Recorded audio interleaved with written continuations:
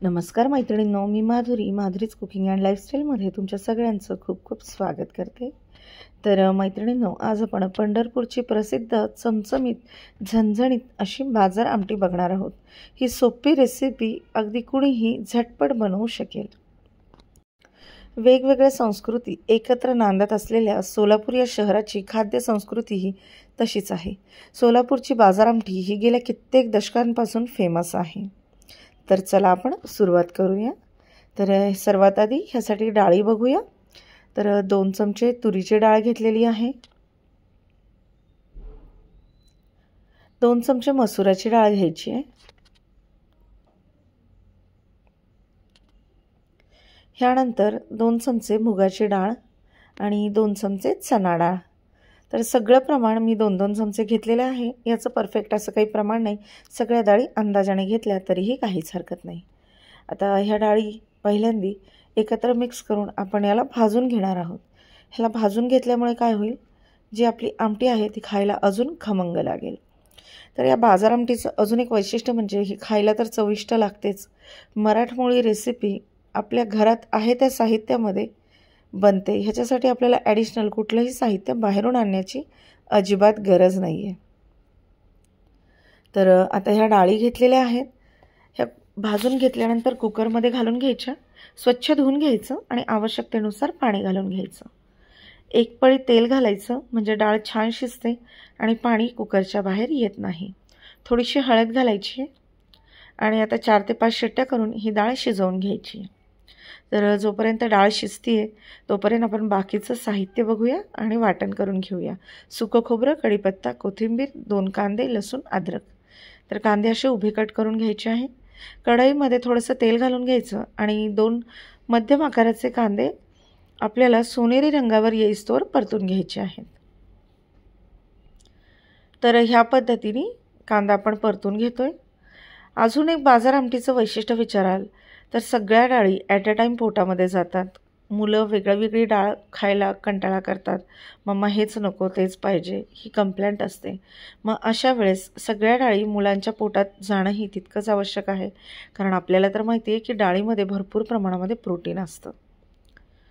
तर ह्या पद्धतीने तुम्ही ही आमटी करून डाळ मुलांना खाऊ घालण्यात यशस्वी होऊ शकतात।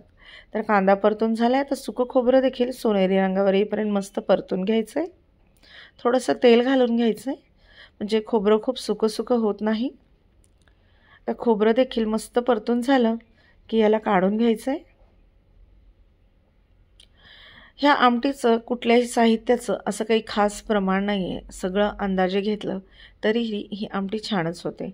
तर आता तळून घेतलेला कांदा आणि तळून घेतलेलं खोबरं मिक्सरच्या जारमध्ये घातलं आहे, 1 इंच आल्याचा तुकडा बारीक चिरून घेतला आहे, 10 ते 12 लसूण पाकळ्या आहेत त्या देखील याच्यात घालून घेतल्यात, थोडीशी कोथिंबीर घालून घ्यायची आहे वाटणातच आणि याचं वाटण करून घ्यायचं आहे।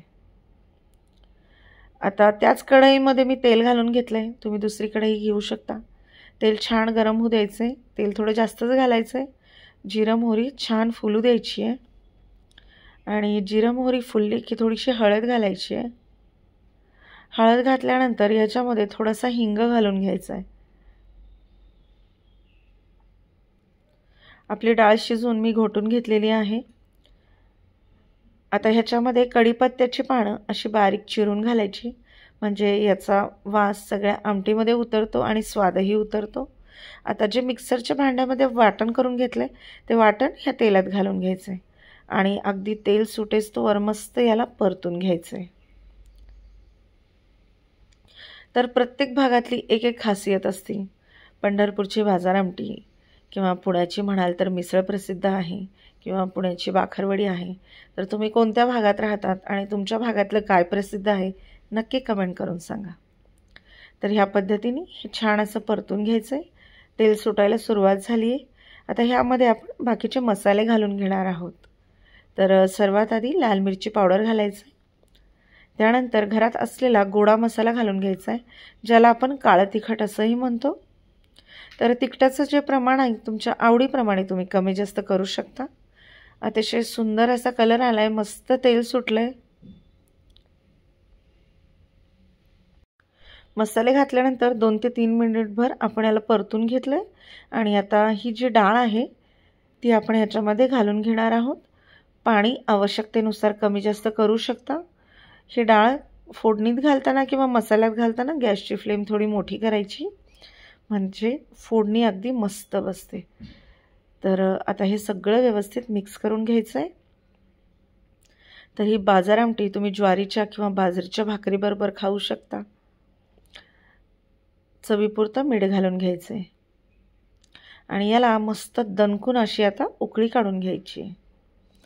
तुम्ही जर नगर ते संभाजीनगर रस्त्यावरून हायवेवरून जात असाल तर तुम्हाला बऱ्याच ठिकाणी ढाब्यावर देखील ही बाजार आमटी खायला भेटेल.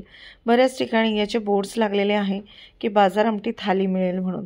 ती थाली देखील तुम्ही नक्की ट्राय करा. पण बाहेर जाणं शक्य नसेल तर घरच्या घरी बाजार आमटी नक्की बनवून बघा.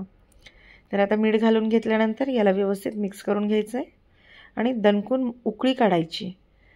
आणि आवश्यकतेनुसार आता मी याच्यामध्ये पाणी घालून घेतलेलं आहे आणि याला मस्त अशी दणकून उकळी आलेली आहे. तर्री देखील याच्यावर छान आली, कलर देखील सुंदर आलेला आहे. बारीक चिरलेली कोथिंबीर घालून घ्यायची आणि ही बाजार आमटी आता खाण्यासाठी तयार आहे. तर कलर देखील सुंदर आला आहे. हेल्दी रेसिपी आहे, काहीतरी नवीन आहे. घरात भाजीला काहीच नसताना तुम्ही ही रेसिपी ट्राय करू शकता. तर आता आपण याची मस्तपैकी थाली वाढून घेऊया. तर ती थाली बघितल्यानंतर तर तुम्हाला लगेचच ही रेसिपी करण्याची इच्छा होईल. तर मस्तपैकी ही बाजरीची भाकरी मी बनवून घेतली आहे. एका प्लेटमध्ये ही बाजार आमटी बनवून घेतली आहे. फोडलेला कांदा सोबतच हिरव्या मिरचीचा ठेचा असेल तर वाह क्या बात है.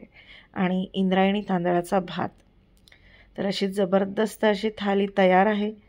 तुम्ही देखील नक्की ताव मारा, रेसिपी नक्की ट्राय करा.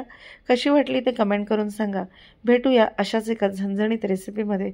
तोपर्यंत खूप खूप खूप धन्यवाद.